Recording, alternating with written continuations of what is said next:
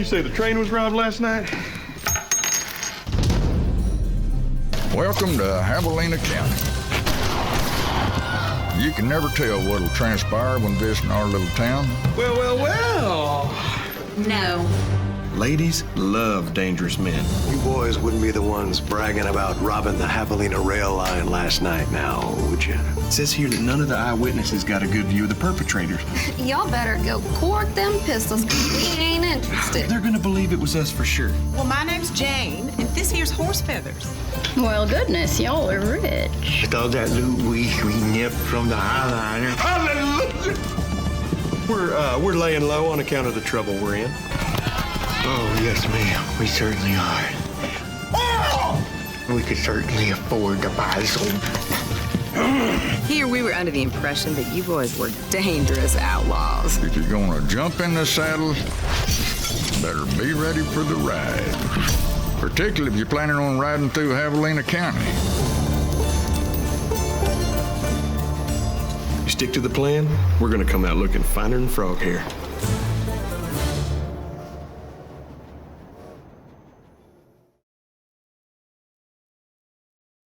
Thank you for coming to Star Net Studios. I hope you are having a great day. I am Andre Tucker, and with me today I have an award-winning writer, producer, director, and actress. She has appeared in films such as Transformers: Age of Extinction, and she has also appeared in television series such as The Lion Gang.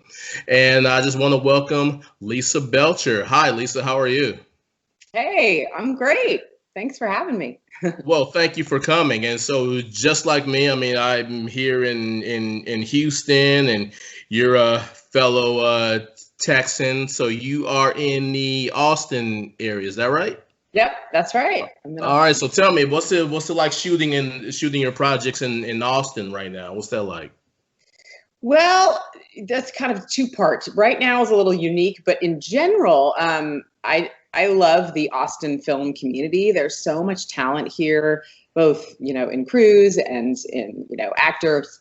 And I don't know, it's just a great town that's really supportive of filmmaking as well. Obviously we're doing the COVID thing right now, so it's a little different, but in general, I'm a huge fan of Texas filmmaking, and I want to, no matter what I do in the future, as much as I can have control over it, I really want to shoot my films in Texas if possible. So. All right, and one of the films that you've worked on was a short. It was Guest of Honor. I had a chance to take a look at that very, very moving film, and I know it's won numerous awards and had many different film festival appearances. And why don't you go ahead and tell us a little bit more about that for the viewers who eventually are going to take a look at it, let them know what they can expect. Sure. Yeah. As you said, Guest of Honor is a short film. It's 12 minutes. And it's about a married couple who are dealing with a difficult tragedy in their lives. And they are coming upon their 21st anniversary, and they're debating whether they should have this party, but they go ahead and they have this anniversary party, and an unusual guest arrives. And that's about all I can say. Story. Right. Yeah, that is about all you can say. Yeah, I do understand that, because I was trying to say as little as possible, even when I was talking about it. So yeah. Now tell me, there's one thing that I know we can talk about is you wrote, just like I mentioned, you wrote, produced, directed, and acted in that. What are some of the challenges of wearing all of those hats at once on a production? Or maybe it's not challenging at all. I mean, how is it? Yeah, definitely. I mean, there's challenges and there's also benefits that come along with it. So first of all, when I wrote the first draft of the script, I thought of Lucas Hassel, who I had met at some film festivals before, to play the role of Nicholas, the husband. And we met up, he loved the script and he was totally on board. And I had no intentions in the beginning of playing the role of Rebecca, but as we talked, I just expressed how much empathy and sort of, I don't know, I really liked this character. And he's like, you should play the role. And I thought, okay, sure, I'll be crazy and jump in and do that as well. And so then Lucas also came on as a writer. And so we wrote the script together. We developed the characters together. So that was a little bit easier, me being the director and the actor, because I knew what I wanted, and Lucas and I work really well together, and he's so talented. So so that was easier on that part. And then I have an amazing team, Alex Walker, my cinematographer, and Christian Oltano. I actually have to give him a shout out, my producing partner. He's the one that came up with the idea. So he sent me an article that was kind of on the subject of the film. And yeah, I mean, I have to say we had really an amazing team, and I was able to, especially there's a pretty heavy scene in there. I had to take all hats off and really, focus on Rebecca and where she was. And my team knew my vision. I'd worked with Alex weeks ahead of time. He knew exactly what I wanted. And yeah, it was not as hard as you would think to have all those different hats, but it was a lot.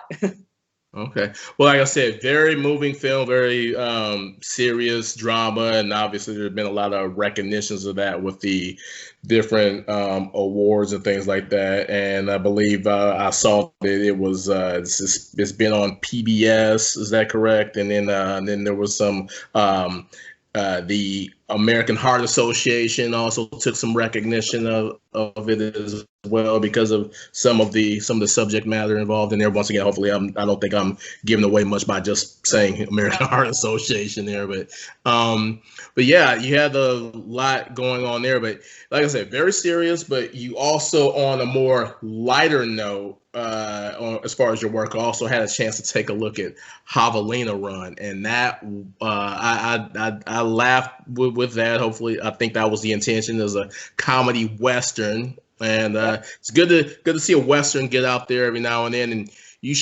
was also shot in the Austin area, right? Just outside of Austin in Blanco, there's a studio out there called the Pine Moor Old West Studio. And they also have a rental house called the Buggy Barn. And it was such a wonderful place to shoot. We didn't have to leave. They had everything we needed there. And, the way the old town was set up, and they had loads of props and things for us to use. So that was a really great experience and something fun and so different for me, because I have never done a Western. So that was my first Western. All right. And so why don't you let us know about the general premise of the, I know, but just, for anyone who's looking to see what they can expect as far as Javelina Run's general premise there. Yeah, definitely. So Javelina Run is about two idiot ranch hands who roll into Javelina County, and they are looking for a date. And so they come up with this crazy story to pretend that they are train robbers, because ladies love dangerous men. so that's the heart of the story. And it was there's a lot of different characters that we brought in. Someday we might expand the story and pull different characters out, whether it's the piano player or the bartender, and tell their stories, and maybe put it together in sort of an anthology. I'm not sure what the future will be, but it was a load of fun to make that. Okay, so great. Now that was the two projects we were talking about were shot in the Austin area, and then I believe you mentioned that the Lion Game that I mentioned, the TV series, like that was shot in Texas as well. But then a little bit further away from home, you were in part of Transformers: Age of Extinction, and then you also did some work elsewhere. You want to tell us a little bit about that as far as your international work there? Yeah, sure. I would love to say that I just had a huge budget and I flew everybody over to Hong Kong, but actually my husband's job transferred myself and our three kids over there in 2012. And Hong Kong was just a glorious filmmaking experience for me. I did not go to film school. I went to business school. So Hong Kong, I kind of refer to as my film school. I did a lot more acting there. I did theater. I worked in lots of different departments, different features and shorts. As you mentioned, Transformers. That was particularly fun. I was an extra in that, but Michael Bay is interesting. Classic filmmaker in that way. And I think the scene that I was in actually ended up being cut, but it was a lot of fun to shoot because it was in central Hong Kong, which is very, very busy. And they didn't shut down streets or anything. So they just had all of us out there, and the direction was that all of a sudden here come the Transformers, and we're scared and running around and screaming. And so the people that were on the streets are like, what is going on? And it was really a lot of fun to be on a Michael Bay film. And anyway, but so there was that, and then I directed my first film called The Gift, and that is a sort of a coming of age family story that my brother wrote a short story, and then I adapted the script and gathered a team together in Hong Kong. Believe it or not, Hong Kong is very similar to Austin. There's a lot of great creative talent, hardworking, awesome. Obviously, I speak English, and there's a lot of filmmakers that, whether they're sound or crew or whatever, that can sort of play on both kinds of sets. I had a few acting gigs where I was the only non-Cantonese speaker, so it was kind of challenging to listen for, okay, he's gonna say action, but where do I go or whatever. But Hong Kong was wonderful. Just, I mean, it's such a beautiful town, and it was a great filmmaking experience for me. So yeah, Hong Kong is definitely a place where I would like to be able to get to myself one day, even just to visit, not necessarily trying to shoot anything. So Hong Kong's known for its cinema. You got like Jackie Chan, for example, and other actors. Have you found yourself to enjoy any Hong Kong cinema, whether it be before or even or since you've been there? Yeah, I do. And I actually got to partake in one that was really fun right when I got there. And for some reason, it's not on my IMDb, but it's so Keanu Reeves' first, and I believe only film to direct, is called Man of Tai Chi. And that was shot in Hong Kong and some locations also in China. And so when I got there and I was trying to sort of get to know the landscape and try to network with people, there was an organization that was advertising they needed a huge, diverse range of looking actors, because there was Tiger Chen was the main character, and he was Keanu's fight coordinator on all the Matrix films. Lovely guy. He was great. So anyway, there's a big scene that happens kind of toward the end where this fight to the death, and all these super rich, dignitaries from around the world or whatever that just have nothing better to do with their money want to pay to see these people, fight. And so I was one of those amongst, several of us in our big fancy chairs, and we got to watch them fight. But it was 7 nights of filming, and it was, overnight, and we had full hair and makeup and like ball gowns and everything. And it was tiring, but it was really fun. And watching Tiger and oh my gosh, I'm gonna space on the other actor's name, but their abilities and it was so entertaining to watch them fight. And it was awesome to watch Keanu do his thing as well. He kind of played the bad guy, but anyway, that's kind of in that world of Hong Kong films. And through that, I was able to network with a lot of Western filmmakers, and that's kind of what set me up to, do several projects over there. So. All right. So whether it be like in Hong Kong or even back here in Texas or elsewhere, like, California or New York or anything, as far as things that have been made, have you had any what's some of your favorite films or television shows to watch, or maybe things that you watch now or have watched in the past, or what do you enjoy when you're watching a film project? Wow. A lot. I enjoy a lot. I have a lot of respect for lots of different genres. Right now, I've been leaning toward just comedy and lighthearted things a little more. Ted Lasso on Apple is just, I can't wait for the next season to come out. He's just a lovable character, and it's so lighthearted and some silly comedy and whatever. So that's one thing I've been watching lately. And I'm doing some research for a comedy, so I've watched a few. Some romantic comedies, but just, I don't know, I'm trying to think of any lately that have popped up. But another show that I'm also watching now is The Crown. That's a little heavier subject, but some interesting history in that as well. But I love the cinematography in that. I think that's really enjoyable to watch there. And probably one of my favorite films ever. It's very old, but it's an Italian film called Life is Beautiful.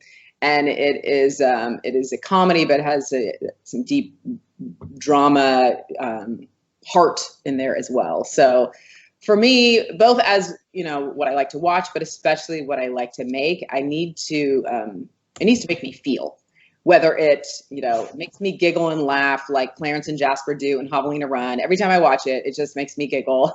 Or believe it or not, in Guest of Honor, even though that's my silly face on the screen, it still gets me choked up at that moment. You know what I'm talking about.